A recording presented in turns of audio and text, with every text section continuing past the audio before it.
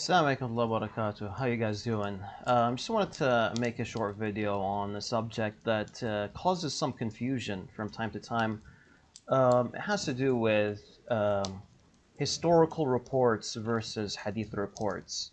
As most of you are aware, historical reports are not really treated in the same way that hadith reports are treated.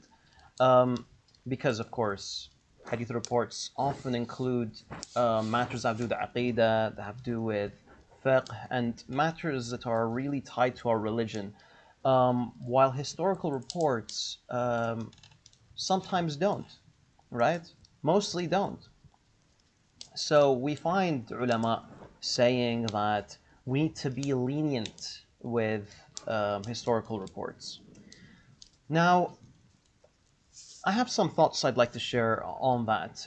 First of all, that's one view. That's not the view of all historians. You have major historians like Ibn Khaldun, Sakhawi, holding the other view, holding the view that even historical reports need to be scrutinized in the same way that hadiths are scrutinized.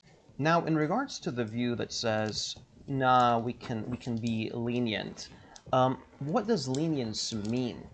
And what is this lenience directed towards? So generally, the way I like to put it is, there are two things that we have to keep in mind in regards to the way we authenticate these historical reports and determine their authenticity. The first happens to be related to the level of weakness, and the second has to do with the report itself and what is the significance of the report. Now, how lenient can we be?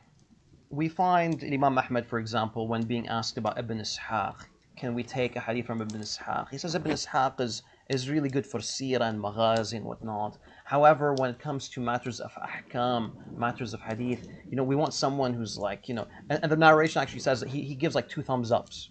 Okay, so Imam Ahmed arguably is the creator, or at least the earliest reference for the double thumbs up. A little interesting trivia there. Now, keep in mind that Imam Ahmed isn't saying, hey, we can be really lenient, we can narrate from liars. He's saying, take history from Ibn Ishaq. Now, Ibn Ishaq isn't like an incredibly weak narrator or a liar or anything like that. Ibn Ishaq is like a Hassan level. He's like a mid-level narrator. He's not like a bad narrator or anything like that. Just something to keep in mind. On the other hand, you have scholars, hadith scholars like Ali ibn Madini, when speaking of historians like Al-Waqidi, he says, I wouldn't take ansab from Al-Waqidi. I wouldn't take genealogical data from Al-Waqidi, let alone hadith. I wouldn't take anything from Al-Waqidi, right? Al-Waqidi was classified as a liar, so, it doesn't matter if he's narrating historical matters. Major scholars like Ali ibn Madini won't take anything from the likes of Al-Waqidi. So, when scholars say, let's be lenient with historical reports, they never mean, let's accept the narrations of liars when it comes to historical reports. I'm not aware of any scholar that says something like that. If you see a scholar defending the reports of someone who is a liar in historical matters, you usually find that that scholar himself doesn't regard the historian to be a liar, but rather it's his specific view, it's his view. He views him as someone who's, maybe not too trustworthy, so he's lenient with that historian, all right? So what about matters that have to do with the significance of the report? You see, it depends on the report itself, right? So some historical reports are very tied to aqidah. They're quite tied to matters that have to do with fiqhi matters. Okay, so let's say, for example, it's a report that has to do with Abu Bakr and حروب الردة or something like that, and the actions that are attributed to Abu Bakr are very tied to matters that have to do with fiqh. This you have to be strict with, right?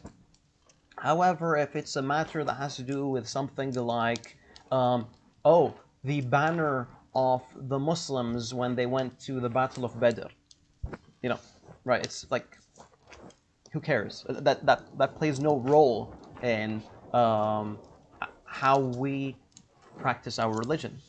Um, if it had to do with, if it had something to do with the names of the leaders of the battalions or flanks, or excuse me, I'm not really familiar with the military terminology. That doesn't really play such a big deal either. However, if these historical reports have some major significance in the way we perhaps take our religion, then we have to be strict. So let's say, for example, if you have a major historical figure who's portrayed in a very negative light, and that historical figure is hated by a political faction or a religious sect, then, what if you have an anonymous narrator in the chain, or if you have a disconnected report? Naturally, you would assume that perhaps maybe that anonymous narrator fabricated this report in order to make this historical figure look bad. So we have to take these things into consideration. We can't paint all the historical reports with the same brush. Each case needs to be studied on its own. But the general rule, I definitely agree. We should be more lenient with historical reports unless the report has to do with a matter that has to do with the aqidah, or a matter that has to do with fiqh, or a matter that has to do with the way we perceive historical figures, and there is a reason to believe that this report was concocted or manipulated in order to make them appear to be negative. Also, keep in mind the opposite could happen.